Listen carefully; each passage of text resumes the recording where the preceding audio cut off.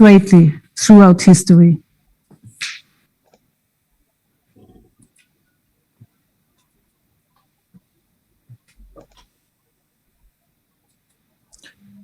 Culminating in a negative sense with the introduction of a window tax in England at the end of the 17th century. The consequences of this political confusion were fatal. Windows were bricked up. To avoid the tax, houses were built without windows. This hostility to daylight, originally based on economic considerations, has survived beyond the times of the window tax. Maybe until today.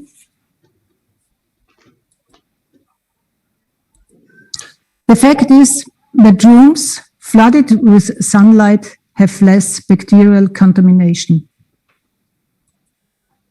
The antibacterial property of sunlight has been eclipsed by antibiotics, pushing high-performance machine-like hospitals.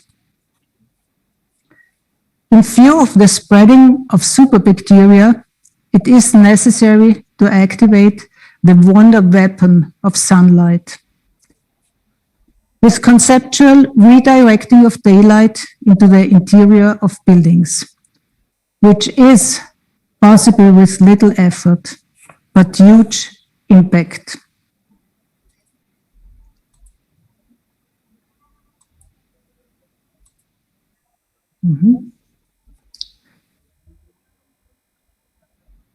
The One World Foundation in Aungula in Sri Lanka, designed by the architect Karl Bruscher, is a school building which hosts 1,000 students.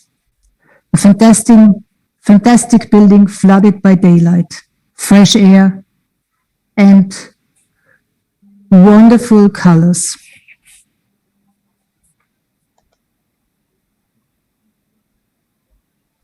Unlike these moderate climate zones, we in our latitudes need to design buildings like climate islands. Inside the buildings, there should be a relatively stable temperature, regardless the weather conditions.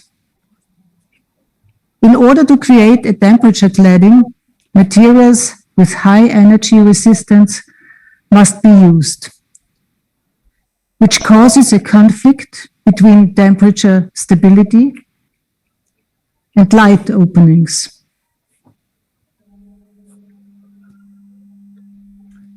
The solution is simple. We have to use glass and other translucent materials with careful attention to overheating and glare. Simple methods of refraction and reflection of light are well suited to brighten up the center of the buildings. This targeted refraction contributes to the energy efficiency of a building. Building depth can be enlarged without losing daylight. By compact organization, the outer surface of the building can be minimized. The inflowing light is used as an energy source. Energy is fed into storage masses. Even unheated single-paned areas can be used on sunny winter days. The outside view, as well as the daylight, creates varying light conditions and atmospheres in all the building areas, in the daily and yearly cycle, which is important for the circadian circle of the residents.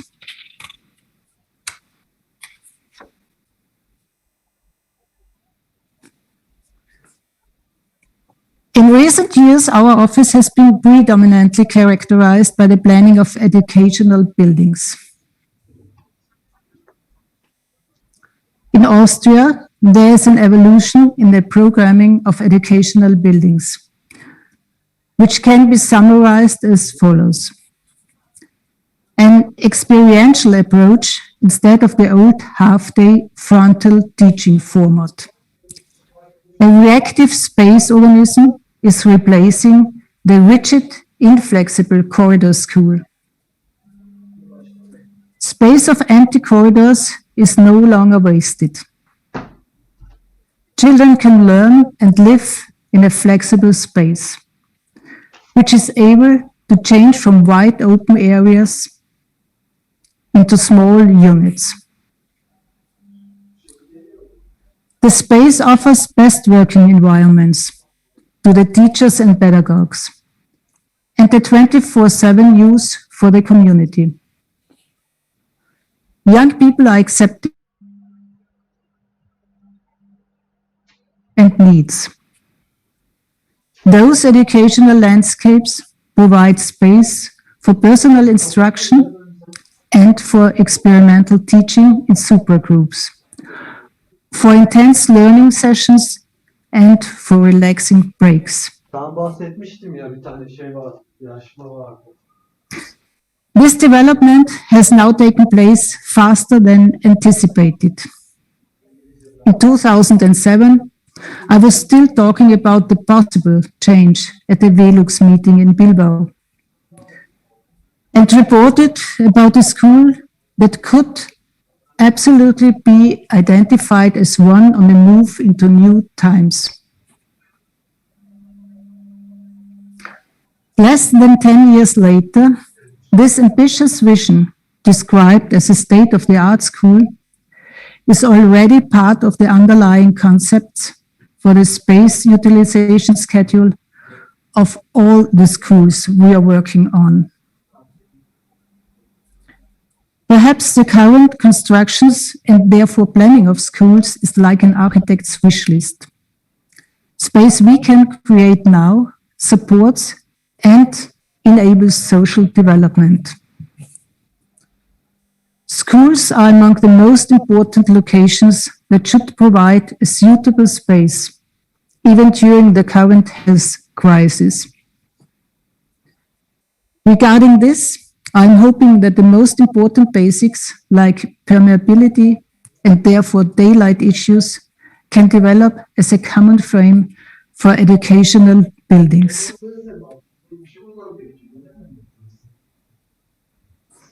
Let me explain our demands on space as a protective shell for individuals by these more detailed examples.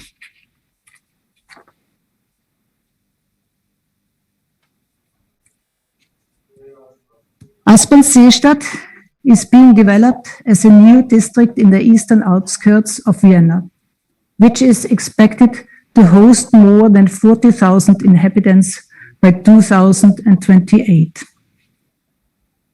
A third of the housing projects is completed now.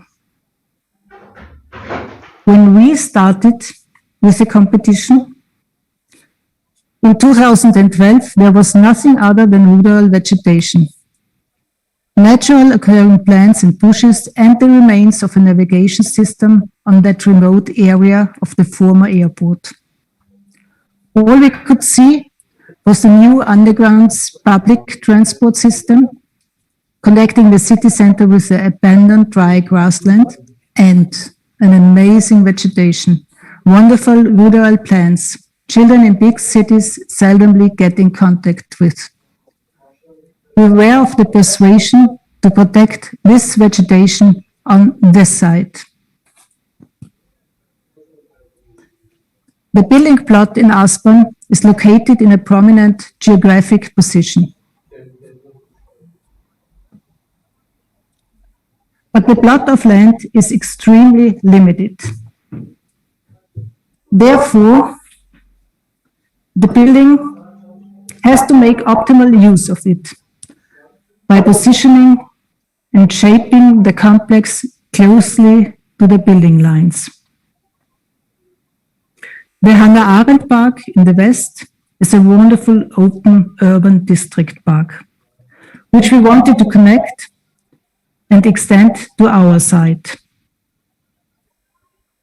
The school, which faces the park, provides sport facilities and major outdoor space on the ground level and an opulent outdoor space on the green roof gardens. We wanted to organize the educational organism for 1,100 students with a maximum of 2 upper floors. Since the site is small, we created a system of terraces to preserve the green landscape with the endemic rural vegetation as an artificial landscape. The main entrance and the outdoor zone along the streets are covered by extreme projecting upper floors, where young people can meet in rain-protected areas. Along the streets, the upper floors are encased in a translucent membrane, which also provides the sun protection screens for the balconies and the adjoining classrooms. The membrane facade offers a clear contour in the urbanized context together with a soft haptic perception. Sunlight casts shadows on the construction onto the canvas. In contradiction to this encasing gesture is the transparency of the facades, which are oriented to the west, open to the green terraces and welcoming the Hannah Arendt Park. The gymnastic halls are embedded in the former topography. Positioned like this, the immense volume of the gyms is integrated in the overall construction volume and thus part of the accessible terraces.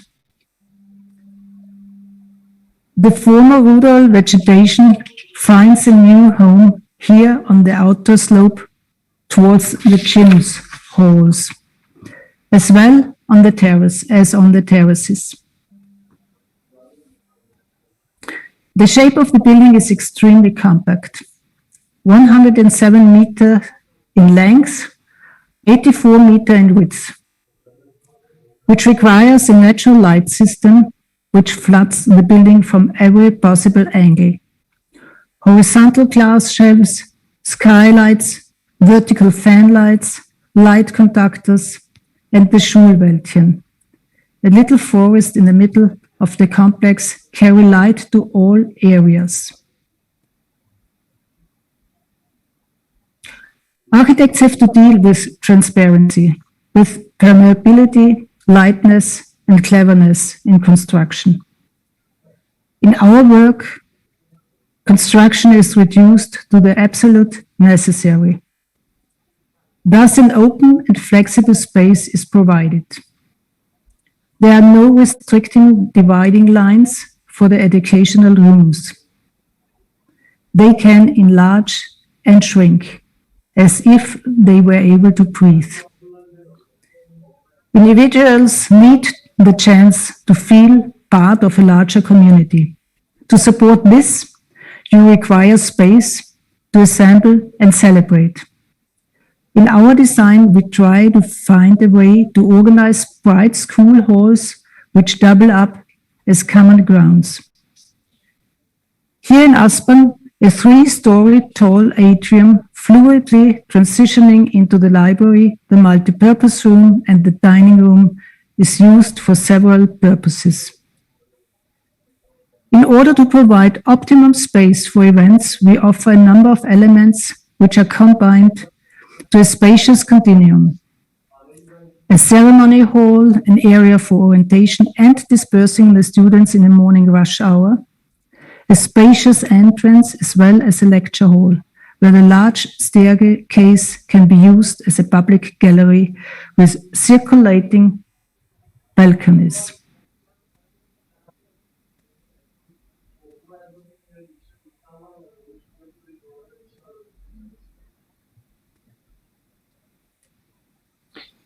According to Plato, Plato's academy perceived sports as an essential activity for students, which is, of course, not the only reason for putting the gyms in the center of the schools.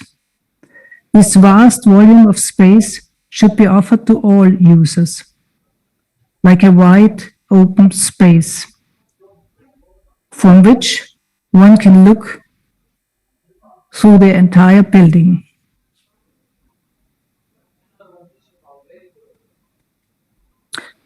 A landscape for working and learning, support for individuals, learning in differently sized groups, self-organized and open learning, as well as project learning models. What were the overall objectives of the Ministry of Education for this school? Secondary 1, age 10 to 14, is organized in a so-called cluster system. Each cluster consists of 4 classrooms, which are connected to the marketplace by sliding doors. A well-equipped working space for teachers is included. In this learning area, various settings are possible. Either in big groups or small groups, different classes can also work together on the same topic. To manage this variety of settings, transparency is needed for the educational system and to fulfill the supervisory responsibilities. All classes and marketplaces, even the working places for teachers, are next to the outdoors area. The large sliding doors of the terraces and balconies connect the indoor to the outdoor space. Long and deep benches offer additional space for the students to sit and learn, relax, or do whatever they want to. Even on bad weather days, direct access to the garden and to the outdoor sport facilities is possible.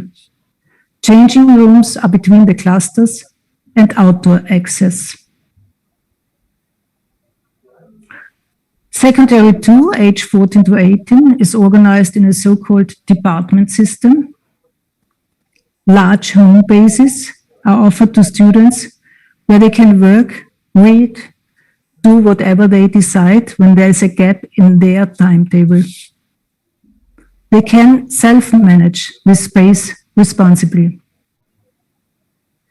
Teaching rooms and language labs, science, humanities, art, economics, and computer science are located around the atrium.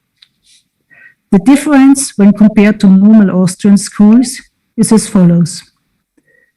The teachers stay in their allocated classroom. The students move from one to the other. The additional benefit of this department system is that there is no more wasted space in the form of empty classrooms. Some of these training rooms located on ground level are open to public use.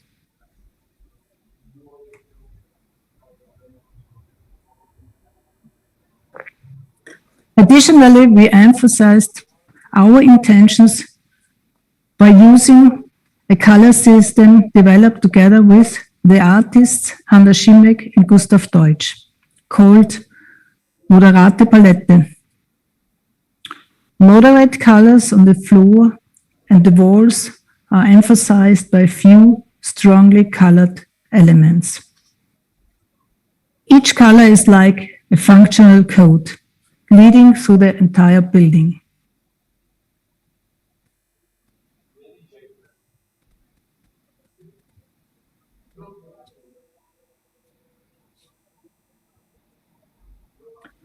I would conclude by introducing the Bildungscampus Neustift im Stubetal.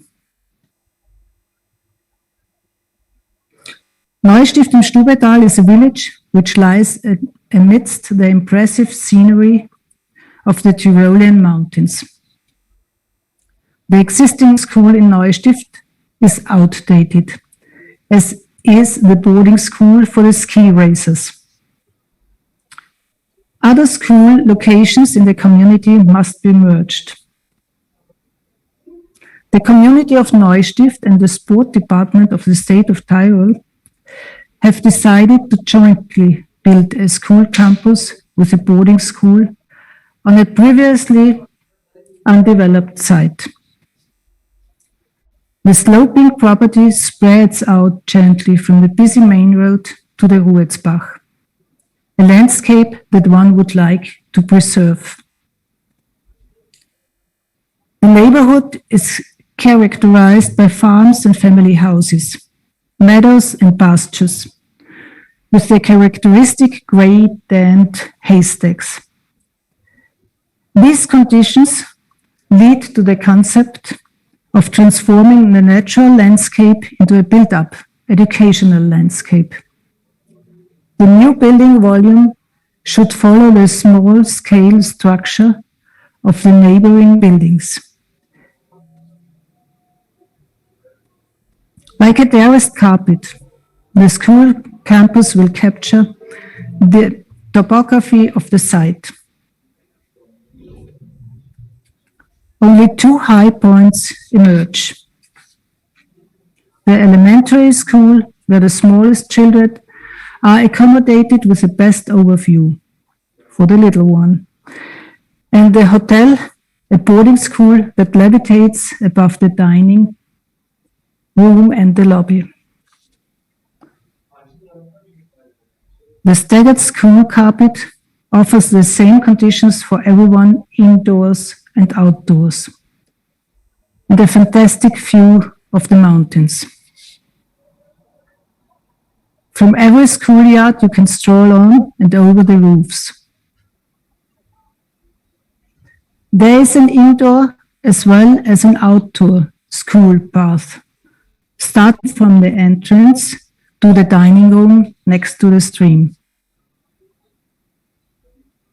All school forms and the boarding school are combined in a spatial continuum, and yet each of these units has an identity of its own that can also be seen from outside.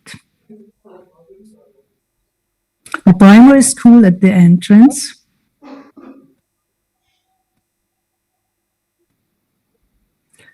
and the boarding school above the stream.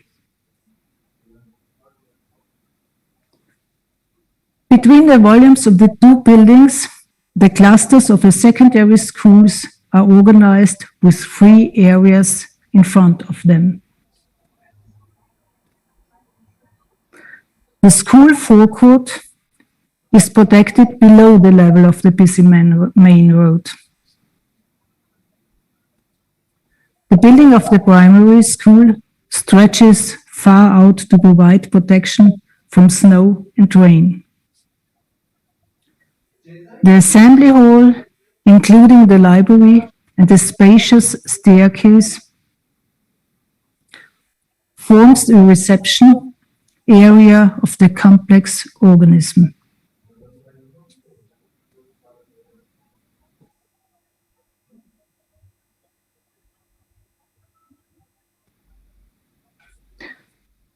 The stairway to the elementary school is put into focus by a skylight. The galleries offer the students the role of silent participants in any sort of event in the assembly hall.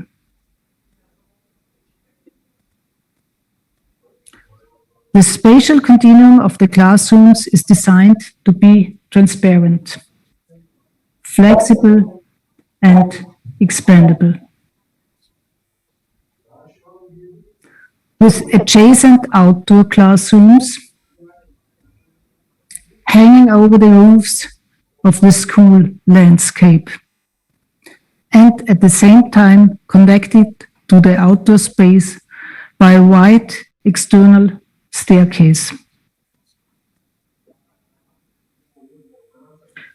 The large volume of the 3 gyms is embedded underground, designed as an extension of the assembly hall and in spatial context with the clusters of the secondary schools. Even though the gymnasium is situated underground, it is flooded with natural light.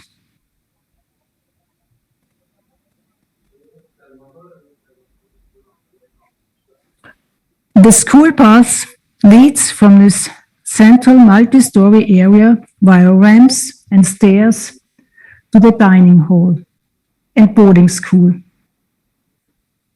On this path, which is used for studying as well as relaxing or any form of leisure activity, one can find the entrances to the 6 clusters of the older students.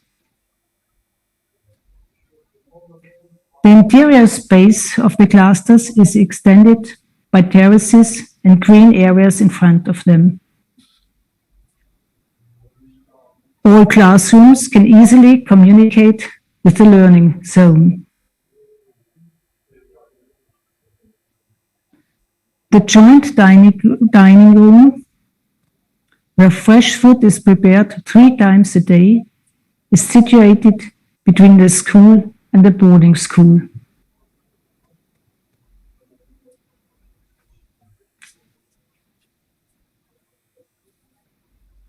The boarding school, which we call a hotel, is the final point of the educational landscape at the Ruhrzbach.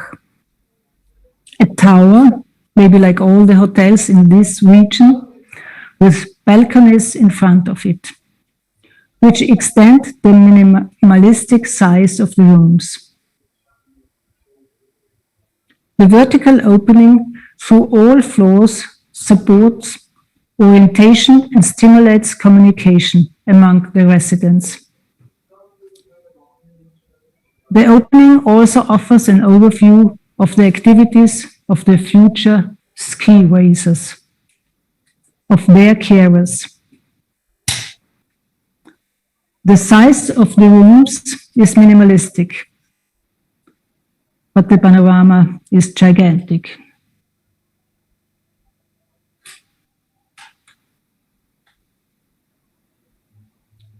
The mountain world of Caspar David Friedrich serves as a basis for the color concept, also done by Hanna Schimek and Gustav Deutsch, which accompanies the school path in the whole building. Walls, floors, and ceilings are highlighted with color, which creates a specific atmosphere within the space.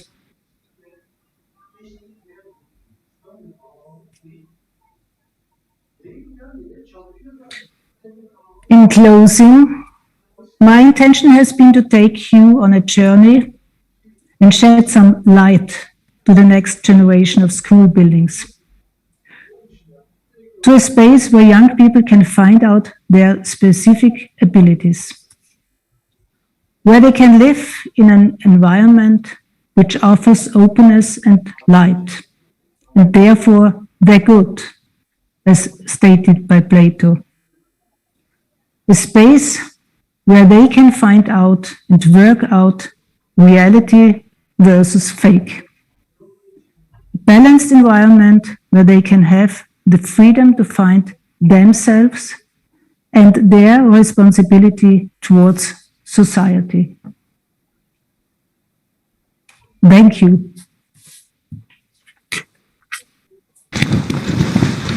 Thank you very much for this very nice and presentation.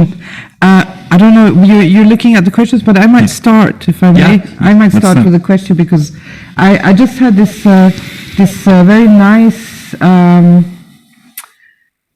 there's like a slight, there's kind of a lightness through the design. It seems really, the way you present it, it seems really easy. You know, it's like, it's made kind of easy. People move freely through big spaces. There's a lot of light coming in.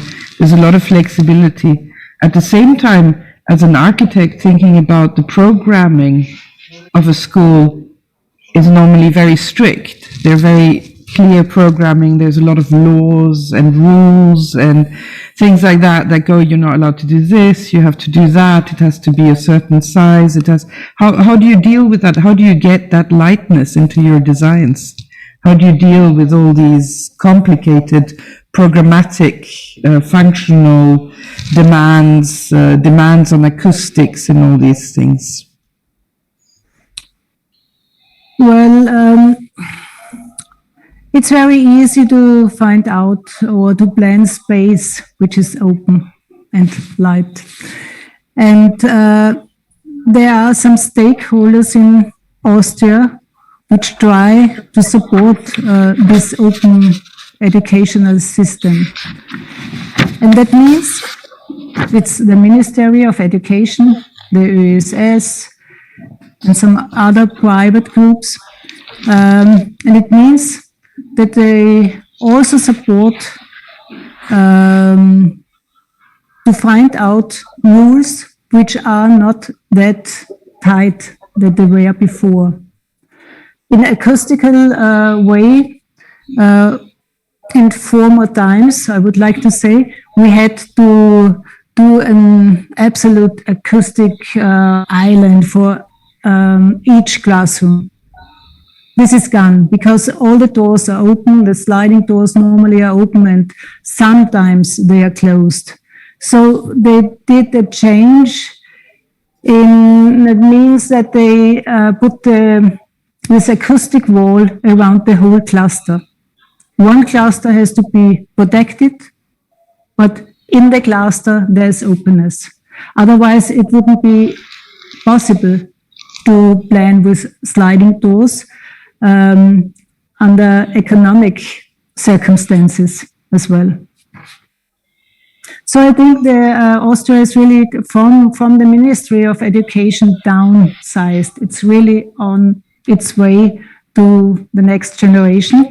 And I think we have learned a lot of issues from the northern countries, like Denmark, like we were in Copenhagen, of course.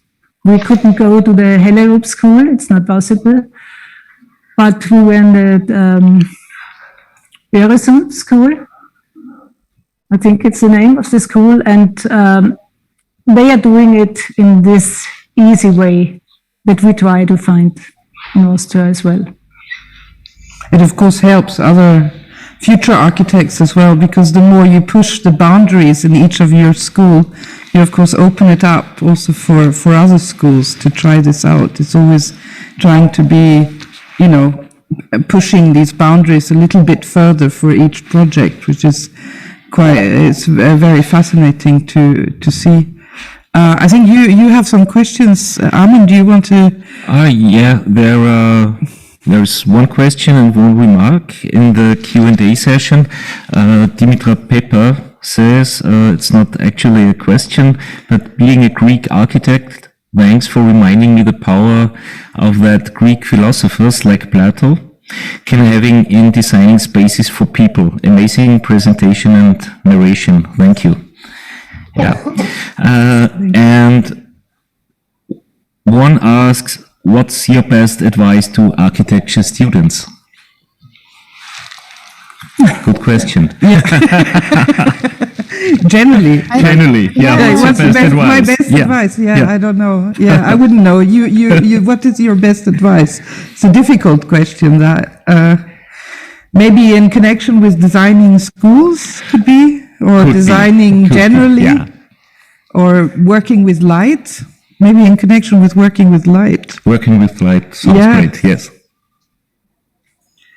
I think working as a guest professor, we had a studio called Educational Refuge, and we tried to find out what would be the best advice to the students. We wanted to create a space open for everything, and at the same time you can find your private places in this organism. What I could see was that a lot of students, they are thinking in this old format of schools. They are still in this educational systems, which is close to the cadet schools. This frontal teaching format and this empty corridors and so on and so on. They have to get rid of these pictures in themselves. And then but it's for all the architecture topics the same. You have to get rid of the old traditions in your mind to find out some new possibilities. But it's not so easy to break down the boundaries. I was trying to find as well. I saw that you also you were referencing to other places further away. I think this is also the thing, to kind of look internationally, or you can also find references for work that maybe is not directly, it's just a different type of space, or a way that you were showing, I don't know, the way Corbusier deals with light, and then you can transfer it into a completely different architecture without actually making a Corbusier building. That's not the relevance then in it, So I think that's very good advice, to try and break down the thoughts that one brings, what the kind of pre-thinking of the space. Mm-hmm. Should we go for another question? Yeah, there are a lot of questions now. Yeah. Mia asks, to create this type of premises, do you work in collaboration with daylight consultants or lighting designers? How do you manage that? It's not so easy to find partners for daylight design, because there are some in Austria and well-known ones, but normally you can't get the money from your clients for their planning. That's a problem. And we try to find out those ways for the light in the inner space of the buildings by modeling mock-ups and by sections. And we have a lot of experience by now. And we hope that our concepts come to the point where we want to come to. And it works. But it's really an issue. We should have planners for daylight. But what I have to add is that we have a wonderful physician who is he's doing the Bauphysik, and planning these complex buildings. Everybody is happy to have a building which is very compact, complex, but then it starts that they want to get rid of the transparency. Glass is something nobody wants to have. I don't know why, because glass is that simple in use.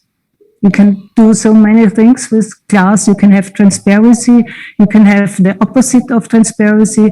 You can use it as whatever you want to, for putting your pictures or your work on this panel. So whenever they want to get rid of the glass, and therefore also of the transparency and the light flowing through the buildings, then we have to ask our Bauphysiker, Bernhard Sommer, Exicon, to modeling this situation. Just by modeling, you can convince your clients that it's the worst idea to get rid of this glass in that area of the building, because the following areas in the building, they are dark. There's no light anymore.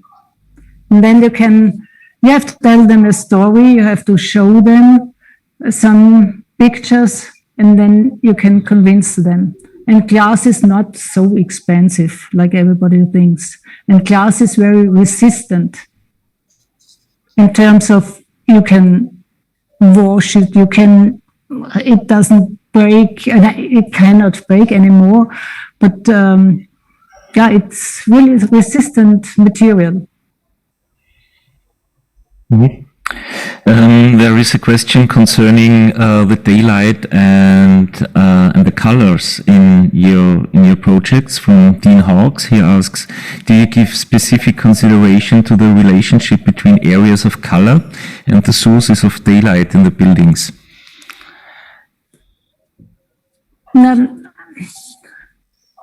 it was not time enough for showing what happens with these colors in the Schulcampus of Neustift, because this is also a story we created with Hanna Schimek and Gustav Deutsch, to have this idea of the closer you are, the brighter the colors are. And the more distance, then they get some kind of gray or pale. So we wanted to take this picture and put it in, to transform it into the school. And we used two different color types, like yellow to red for the ceilings and the walls, and from very pale green to blue for the floor. So when you look to the distance, then it's like in this picture. It gets pale, even though the distance is not so big. So, this color on the walls, they reflect light.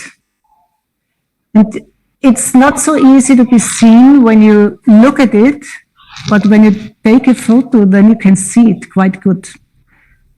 There's always a reflection of light, but you have to get aware with your eyes, because your eyes, they accommodate very quickly. And then you think that this color, this color must be white.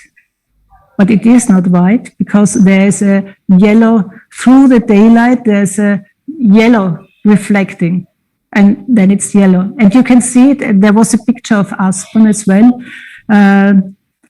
from the big staircase, and you could see that there was a lot of green everywhere, but it is not green, it's just a reflection from the floor up to the white ceilings. And that's really interesting, because it's some kind of education of colors as well. That's the intention. Mm-hmm. I see. And there is another very simple question from a student, from Sana. A student, how can I learn designing daylight in architecture? Per Arnold, huh? You can't learn it. You have to have the feeling that it is a goal to bring daylight in your buildings. Otherwise, it's not a building; it's a prison. Maybe when you are doing dark cages. It's therefore I used this allegory of the cave to show that people they get used to live in a cave. They are quite happy there. They don't want to come out. But that's what the goal of the architects is, to bring brightness to the occupants, to bring freedom to everybody, to bring this permeability, to make the occupants to the users, the active users, and not the passive prisoners in their buildings. So the advice is, just think of light, just go out in the nature, and then you know that you have to bring the light into the buildings, because it is absolutely necessary. Mm-hmm. I have great experience with that. I designed the conversion of the bunker, and I can tell you it was very dark in there when we stopped. I was thinking about that when you were talking about the caves, that when we made a big hole in the ceiling, and we finally got daylight into the building. That was an incredible experience. It was actually a really physically incredible experience, being in this big concrete box and then finally seeing proper daylight, because it is a difference. I mean, there are daylight lamps and things like that, but I mean, it's not the same. So I think it's a very good description of how important that is. You have the next question. I have the next question. Yes, Jeff Gover wants to know what the effects on the students and the learning in that open spaces are, and what they can feel, and if they can feel the change of daylight. I think during the whole day. Of course, they can. Yeah, because as shown, daylight is everywhere, and when it is dark, then you can feel this darkness inside, and when it is a bright sunny day, you can see it, then you will get out and you can go through your windows because you are able to open them immediately. So you can feel this circadian, it's for the circadian cycle, and it's the cycle of the daily light situation, and that's very important. Otherwise, if it would be, I think there's more experience in the northern countries. If it is very sunny the whole day or 20 hours a day, then you are not tired. I did this experience when I traveled to Scandinavia, and it was like being completely stoned. I was the whole day I was active and I didn't want to sleep because I missed this night atmosphere. It's really amazing, but I don't know if it is very healthy. We sleep for 4 months and during the winter. You sleep through the whole winter, and then in the spring people get happier. People get quite depressed. It is, you can really see it, like if you live further up north, it's quite hard. You have to kind of counteract that. But also there, it is so important to have daylight, because if you only, like even in Stockholm, which is not that far up north, you in the worst months in the winter, you only get light for, let's say, five hours a day, and normally you will be indoors. You will be at work or you will be in your school. And so even there, this is very, very important, that this little light that comes up, you actually can enjoy it, and becomes so that's probably also, you see these roof lights from Alvar Aalto in Helsinki and the buildings, even if you have the whole roof covered with snow, you still want to get light in, so you make these kind of looking up roof lights. There is one very technical question left. I would like to ask which software mostly is used for analyzing daylight in your projects. Do you use software for analyzing? No, just the normal design program, but the Bauphysiker, he is doing this analyzing by software, and I don't know what's the name of this software, but he is doing it. Yeah. The building physicists use.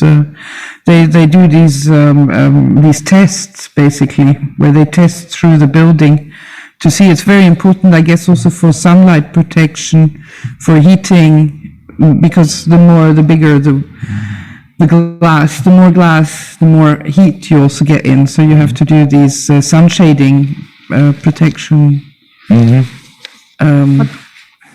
tests. Yeah. I can add that there are really strict rules you have to follow for sun protection and for overheating.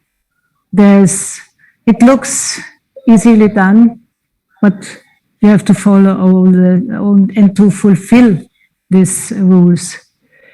And but nowadays you can do it even with glass. And we could show it with Aspern-Seestadt because we were awarded with a Staatspreis of architecture and sustainability. And in Laudatio, we could hear that a kind of this building was not able to be awarded 10 years before because the materials were not able to fulfill all these needs.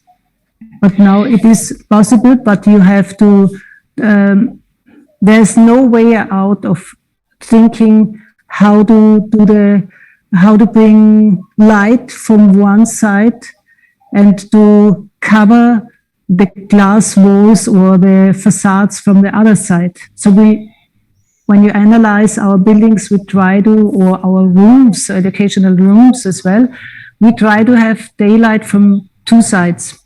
So if there is the direct sunlight from one side, we keep it off, and we have the second light from the other side. So you always have daylight. And I think that's a really good basic you can follow. There is one interesting question in our time of pandemic. So where it is? Here it is. How has travel to different places around the world impacted your understanding of the interplay between daylight and architecture? Could you mention a favorite example or two?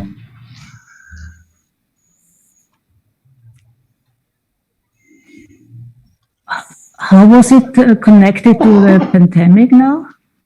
I didn't get the... That you can't travel. So we can't travel at the moment. Okay. Okay. But we can. How was it in the old days before the pandemic? This is becoming like a post before the war. How was it before the pandemic? Yes. I would like to add that we can travel, but it's just here. And there are several wonderful schools, even in Cuba, where there's nearly nothing, and it's a school. The walls are permeable to the outside. They don't have any gyms because they can't afford gyms, but they have their lectures on the wherever. They don't need so much, but they use everything, and they offer education everywhere in the whole country. In the remotest area, there is a school and there is a teacher. That's really interesting to see that. And I was quite impressed of the openness of this example I showed. But this is an area where there's the only weather enemy is rain in summer times. But it's an amazing school, fantastic, done by Karl Bruscher. He knows how to deal with those climate zones. And we have seen some schools in Bangkok as well, which were they were based on this idea of openness and of connecting everything out, not only the classrooms, and they were able to connecting the outside to the inside. And they are not newly built schools with a lot of money. They are informal schools. We just have to look around. We have seen a lot of schools, and sometimes we didn't, in the approach to this building, we didn't know that it is a school. But because we want to know what's in buildings, therefore we try to get in those buildings. And then you can analyze, and sometimes you can find ideas which settle in your mind, in your body, and you take them and you want to transform it to your own projects.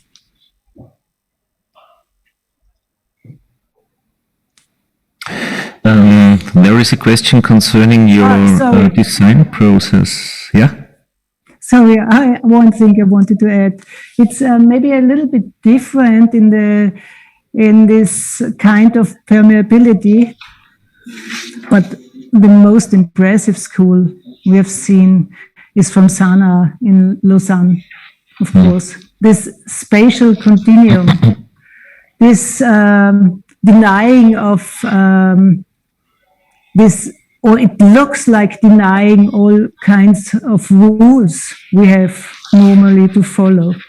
It's wonderfully done. And I think they've done a good job in terms of interpretation of the rules, to do something differently.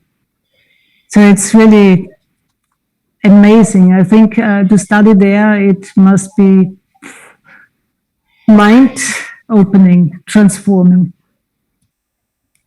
Sorry, I did interrupt you. No, that's perfect. There is an interesting question concerning your design process. Do you use sections, floor plans, or do you prefer models in designing the schools and the daylight scenes you're designing? Yeah, we are old style, I think, working in an old style fashion.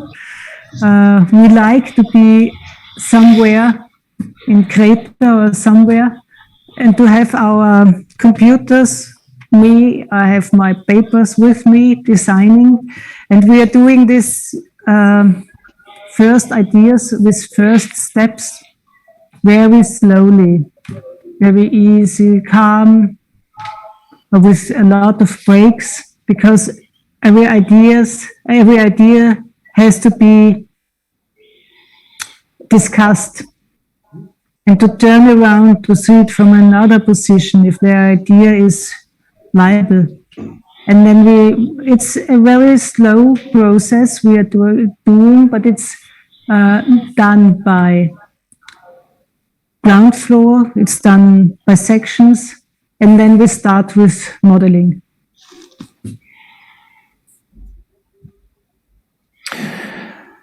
There is one question concerning the costs. Your buildings offer a great deal of transparency and quality of life, but they look very expensive to build. How do you compare to standard educational buildings that are built now in Austria? Or I thank you very much for that question, because it's always the first question we are asked to. And when we finish the process of planning and construction of this building I have shown before, this hospital in Styria, when we had our party, the starting party, there were some voices which said, it looks too expensive. It looks too expensive. I couldn't understand that somebody in our region can say it looks too expensive, because it should be like, yeah, it's wonderful when it looks. It hasn't to look expensive, but it has to look. Yeah, it's let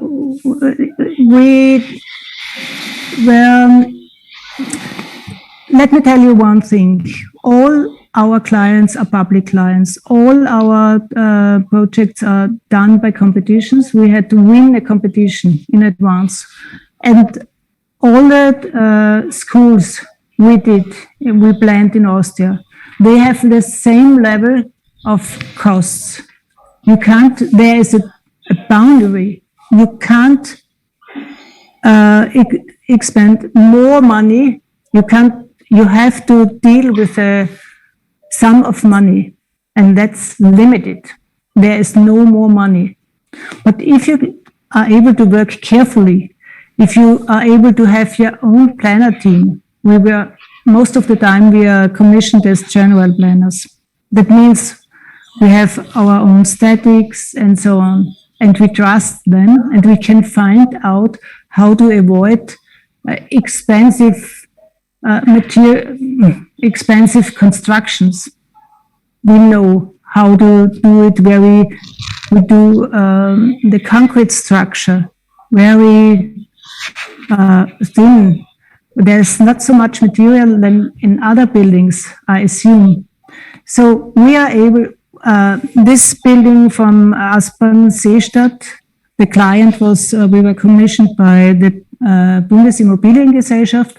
And there you have to reach this economic goal. Otherwise, you have to pay money. You don't get the money you would like to have. So not reaching this is not a good idea, but we could reach it in Hausmannstätten'de, as well as when you work with a small village like Neustift in Stubaital. It's a village of maybe 4,000 inhabitants or maybe 8,000, I don't know. They don't have money to spend. They have a certain amount of money and that's it. And at the end, you have to keep this limit. And we did. You are able. We had the same team. We could work with wonderful planners. Of course, you don't earn much money because you have to replan. If there is a turbulence in tenders, then you have to replan, to do it again, and to try to find a way to do it cheaper or to find a cheaper construction. And you can, but you don't get rich with this kind of planning. But I think it's a very good it's better to description. get happy. Poor and happy, tired architects. That's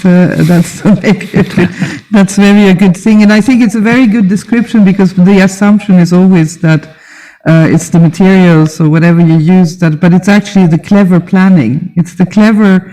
The better the planning is, the better you can control the cost situation, and that's often very difficult to explain. So I think you did that very well. I see we have our hosts from Denmark are coming in. I think the microphone is also, yes. Yes, and it's not to stop this very, very interesting discussion, but we have to end this wonderful presentation. Thank you so much, Hemma Fasch, for your amazing works, for sharing all your ideas and also your inspiration behind this. And thank you, Cohen Institute, for being the perfect host. Thank you, Petra Pedersen and Armin Stocker, for being such a wonderful host in your very, very nice studio in Graz. Today's lecture has been recorded and it will be shortly available on our website. And on the website, you can also find the previous talks, the talks with Let and Gori, and the one with Bonsan Plantada. And then, lastly, remember to sign up for the talk on the 27th of May with Park Associati, presented by Politecnico di Milan. They will give a very new and very exciting talk titled Designed by Daylight.